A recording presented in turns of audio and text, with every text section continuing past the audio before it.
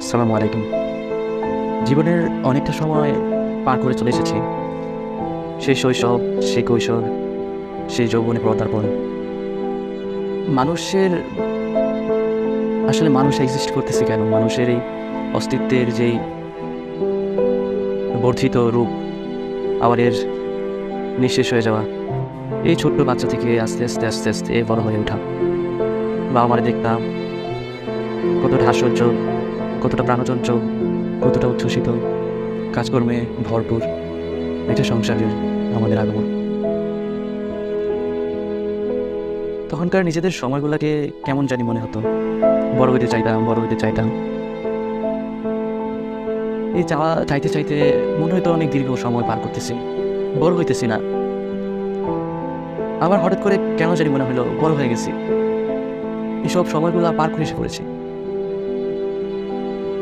বাবা আমার প্রাণ চঞ্চলতা হারিয়ে গেছে, সংসারের প্রাণ চঞ্চলতা হারিয়ে গেছে, তাদের কর্মক্ষমতা হারিয়ে ফেলতেছে দিনকে দিন। আস্তে আস্তে নির্ভরশীলতার মাত্রা বেড়ে যাচ্ছে।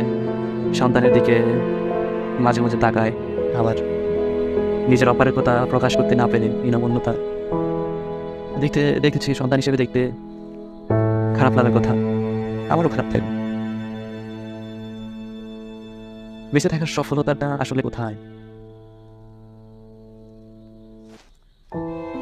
আমরা এত কিছু নিয়ে অভিযোগ করি, আমরা মৃত্যু নিয়ে খুবই চিন্তা করি না, আবার করি না খামখেয়ালি।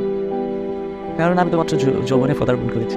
জীবনে অনেকটা সময়, আরও অনেকটা সময় বাকি আছে। প্রকৃতিগতভাবে তো এরকমটাই হয় না, একটু বয়স হবে তারপর মৃত্যু আসবে। সেই জায়গা থেকে আমরা চিন্তা করলে হয়তো আমরা আসলে অনেক স্বার্থপরভাবে চিন্তা করি। বাবা মার বয়স বাড়তেছে, আমাদের যেমন প্রকৃতির নিয়মে বিশ্বাস, ওই বিশ্বাস থেকেই তাদের সময় গড়িয়ে যায়।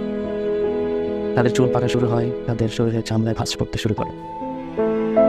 হঠাৎ করে নিজের এই জীবনের সবচেয়ে বেশি চেনা মানুষটাকে অচেনা লাগতে শুরু করে।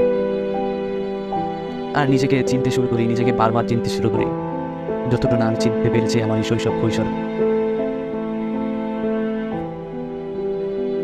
বেঁচে থাকার স্বাদ আহ্লাদ থাকা ভালো, তবে সেটা অবশ্যই খুব বাস্তব, জীবন ভিত্তিক, পরিবার ভিত্তিক, পিতামাতা ভিত্তিক, মানবতাপূর্ণ।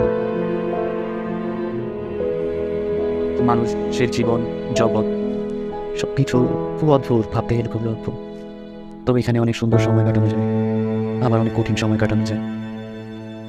তবে আমরা যদি সুন্দর সময়টাকে চিনতে পারি, এই জীবনের থেকে অবশ্যই খুব সুন্দর একটা সময় নিয়ে পরকালে যাওয়া সম্ভব।